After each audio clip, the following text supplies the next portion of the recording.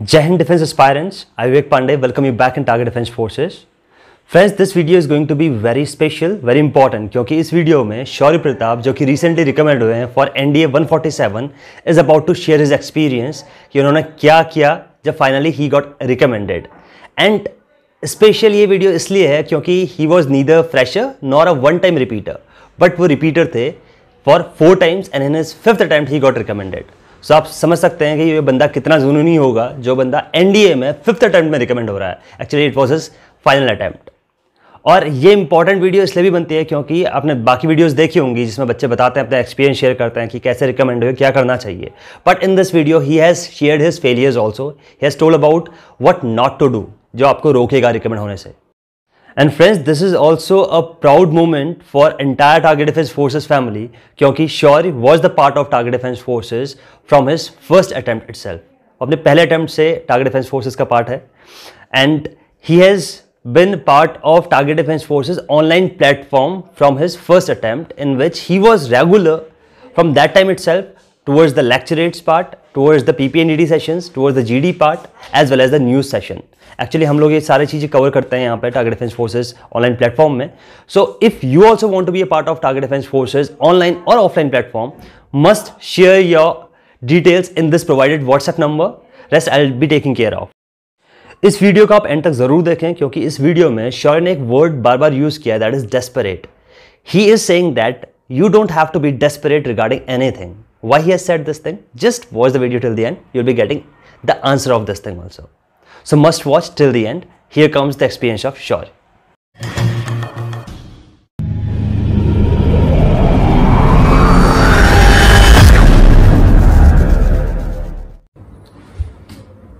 Good morning, gentlemen and ladies. I am Shaurya Pratap.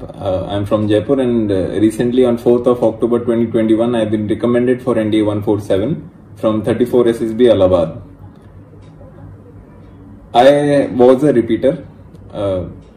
This was my 5th attempt, and I had given 3 conferences, and I was also one time screened out. So I would like to share my experiences with you all.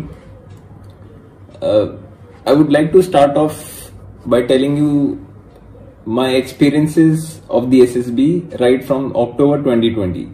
So my first SSB was on 13th October 2020.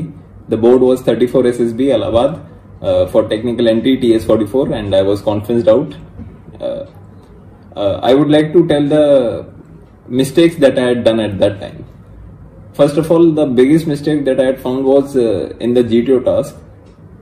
The mistake was that I was not able to cope up with the pressure that the GTO was putting me under in the command task. And other than that, I was not very well versed with the writing of the stories because that was something very new to me. Similar was WATs. So I was conferenced out on that day. My next SSB was for NDA 145, which was in Bangalore, 24 SSB, 21st of December. So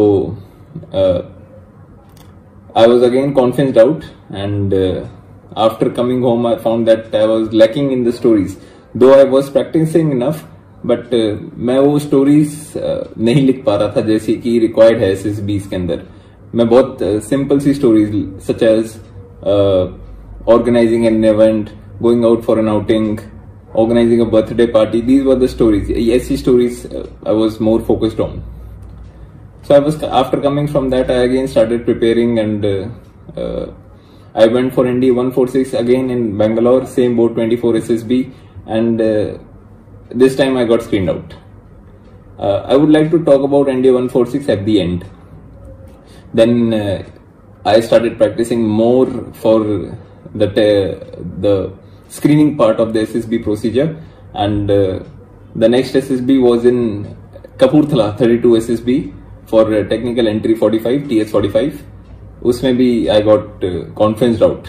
Though I was happy that I was able to make it through the screening process, but still at the end the goal was not achieved. In Kapurthala, I found out my biggest mistake of my life, that I was repeating again and again in the SSB. I had no defined routine. मेरे पास कोई discipline routine नहीं था, कोई organise चीजें नहीं थी। मैं घर में इतनी मदद नहीं कर पाता था, क्योंकि मेरे को लगता था कि only writing stories, only writing WATs and practicing SRTs, practicing question of the interview are the main important part, but this is not so.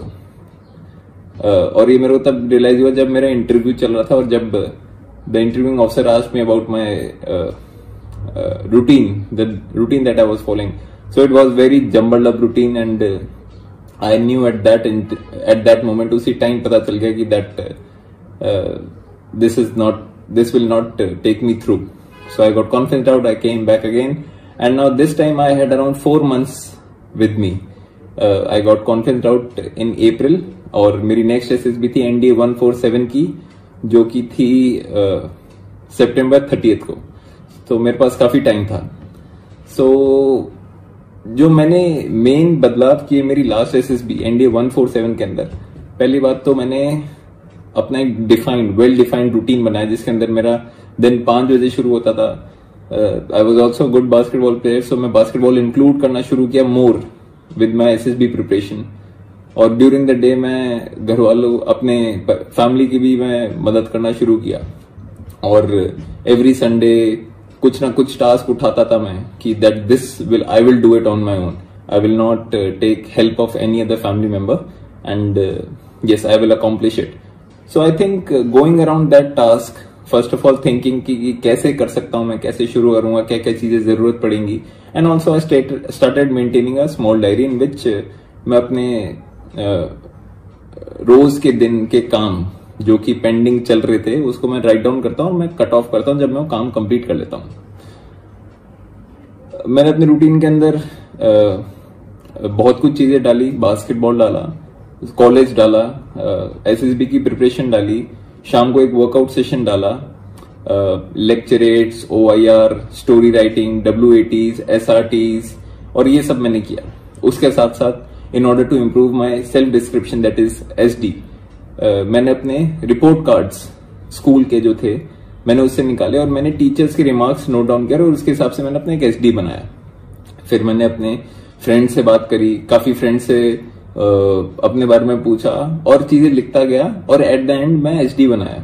Same for parents and same for my self. मेरे को लगता है कि SD cannot be prepared in 1 day और 1 week. It takes a lot of time, and it takes a lot of self introspection, and that is when your self introspection part comes into play. Now I would like to talk about the target defense forces. I think it was very good decision that was taken by me in October 2020. मैं अपनी पहली SSB जाने से पहले I joined target defense forces, and I think because of which I was able to get screened in almost 250 people. Only 25 got screened in, so I was among them as well. And throughout the procedure, SSB experiences that I had, तो उन सब के अंदर मेरे को लगता है कि स्क्रीनिंग में target defence forces had a very big play for me. और अगर टारगेट डिफेंस फोर्सेस नहीं होती तो मेरे को लगता है कि for the first 2 or 3 attempts मेरे को यही समझ में टाइम लग जाता कि SSB स्क्रीनिंग में होता क्या है, how to get screened in. Conference out was a very big thing at that time. So target defence forces में you get to meet people from different regions of India. You get to practice together. You get to practice together screening part as well as for lecturate part. Also on every Sunday you आपको story लिखने का भी मौका मिलता है, well defined stories in time लगा के एकदम. So this is something which can bring in the consistency in a particular person. और बहुत अच्छी चीज है, क्योंकि SSB प्रोसीजर के हिसाब से अगर हम देखें तो वहां पे आपको रिलैक्सेशन नहीं मिलता टाइम में. और सिमिलरली अगर आप घर पे भी ऐसे प्रैक्टिस करते हैं तो आपके रूटीन में आ जाती है वो चीज. So it really helps in you in SSB procedure. Now talking about the NDA 146. Eight that time yes, I think I was very confident that कि मैं 2 बार पहले स्क्रीनिंग हो चुका था, तो मैं तीसरी बार भी स्क्रीनिंग हो जाऊंगा. पर ऐसा नहीं हुआ और मैं स्क्रीन आउट हो गया. बड़ा हार्ट ब्रेकिंग होता है. But yes, I think they say that getting back up after falling down makes or tells the courage a person has. So I think this was it. I still had courage. I started practicing again from the very basic, एकदम basic से शुरू किया screening, और then I moved on. Now I would like to talk about the experiences that I faced in this SSB, 34 SSB Allahabad. the board which rejected me and also the board which selected me. First of all, in the screening process, I think the main part is you should not come up with very simple stories such as organizing an event. ये सब वो लोग नहीं देख रहे. वो लोग आपको स्टोरीज ही ऐसी देंगे जिसमें आपकी क्रिएटिविटी निकल गया है. अगर आपके स्टोरीज में 2 लोग खड़े हैं तो it does not necessarily mean कि वो कोई ऑर्गेनाइज कर रहे हैं. हो सकता है कि वो कोई स्टडी प्रोग्राम ऑर्गेनाइज कर रहे हैं फॉर वीक पीपल. और ये आइडियाज आपको तभी आते जब आप कंसिस्टेंसी रखें अपनी स्टोरीज लिखने में. साथ ही साथ मैं जब अपनी 12 मैं हर मंडे, वेडनेसडे और फ्राइडे 12 स्टोरीज लिखता था और हर ट्यूसडे, थर्सडे और सैटरडे WATs और SRTs लिखता था. और मैं अपने पेरेंट्स से वो चेक करवाता था और साथ में अपने फ्रेंड्स से भी. सो उनके साथ मैं पूछता था कि नए आइडियाज क्या हो सकते हैं. So I was able to garnish more ideas through them and that really help me. और मेरे को लगता है कि whatever stories you write you have to keep account of it. उनको संभाल के रखना चाहिए और वो जाने से पहले पढ़ना चाहिए, स्क्रीनिंग से पहले भी, साइकोलॉजिकल टेस्ट से पहले भी. तो सेल्फ डिस्क्रिप्शन में रोज पढ़ता था in order to get that into my mind and I was able to write everything on time. Apart from that, screening was done, OIR was done because I had a regular practice of it. Psychological test में मैंने एक बार बस अपनी stories पढ़ी और फिर मैंने अपनी शाम जो थी SSB के अंदर वो अपने दोस्तों के साथ खेल के और बातें करके गुजारी, क्योंकि तब स्ट्रेस लेने का कोई फायदा नहीं है. और SD मैंने गो थ्रू किया, WAT, SRT सब कुछ मैंने गो थ्रू किया एक बार, पर ढंग से गो थ्रू किया और उसके बाद आई हैड फन. अगले दिन स्टोरी शुरू हुई और आई रोट ऑल स्टोरीज. मेरे पास 12 स्टोरी भी मेरे से पहले से प्रिपेयर थी. 2 स्टोरीज मैं प्रिपेयर करके गया था and that really help me. Apart from that WATs भी कंसिस्टेंसी से आपके इम्प्रूव हो सकते हैं और रेगुलर चेक भी कराना चाहिए अपने पेरेंट्स से.